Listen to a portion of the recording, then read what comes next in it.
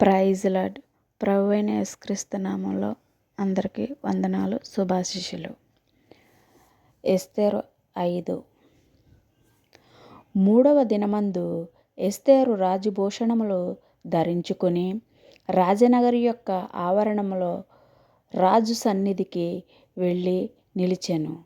రాజునగరు ద్వారమునకు ఎదురుగానున్న రాజ ఆవరణంలో తన రాజసము మీద రాజు కూర్చుని ఉండెను. రాణి అయిన ఎస్తేరు ఆవరణములలో నిలవబడి ఇండుట రాజు చూడగా ఆమె యందు అతనికి దయ పుట్టెను.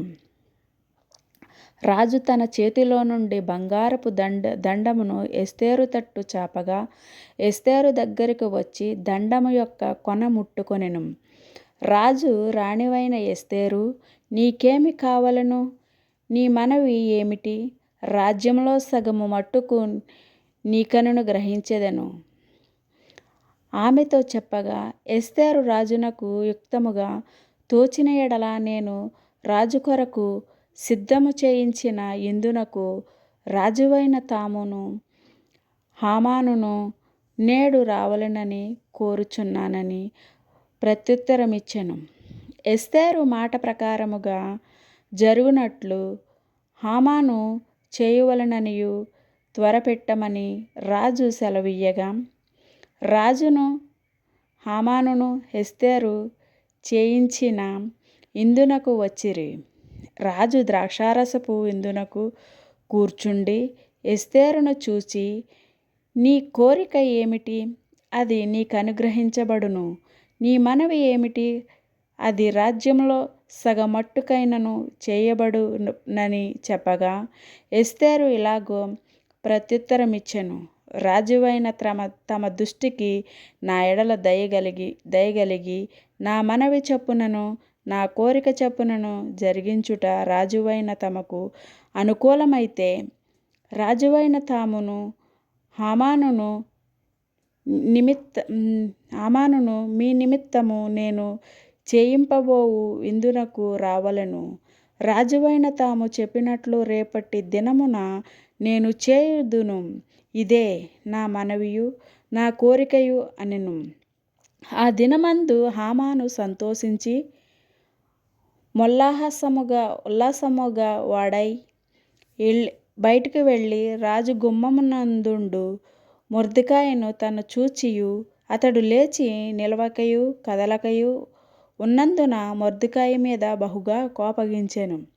అయితే హామాను కోపము అణచుకుని తన ఇంటికి పోయి తన స్నేహితులను తన భార్య అయిన జెరూషాను పిలిపించి తనకు కలిగిన గొప్ప ఐశ్వర్యమును గూర్చియు చాలామంది పిల్లలు తనకుండుటను గూర్చియు రాజు తన్ను ఘనపరచి రాజు క్రింద నుండు అధిపతుల మీదను సేవకుల మీదను తన్ను ఎలాగున పెద్దగా చేసెనో దానిని గూర్చియు వారితో మాటలాడాడు.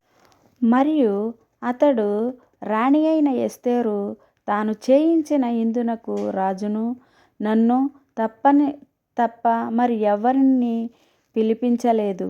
రేపటి దినమున కూడా రాజుతో కలిసి ఇందునకు రమ్మని నాకు సెలవైనదని తెలియజేశాను.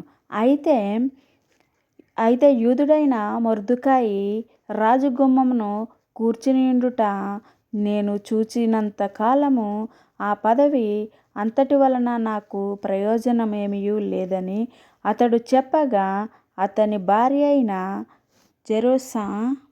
జెరూషాను అతని స్నేహితులందరూ 50 మూరల ఎత్తుగల ఒక ఉరికొయ్యి చేయించెము. దాని మీద మొర్దెకాయి ఉరి తీయింపబడినట్లు రేపు నీవు రాజుతో మనవి చేయుము. తరువాత నీవు సంతోషముగా రాజుతో కూడా ఇందునకు పోదువు అని అతనితో చెప్పిరి. ఈ సంగతి హామానునకును యుక్తముగా కనబడినందున అతడు ఉరికొయ్యి ఒకటి సిద్ధము చేయించెను. వీడియో నచ్చితే లైక్ చేయండి, కామెంట్ చేయండి.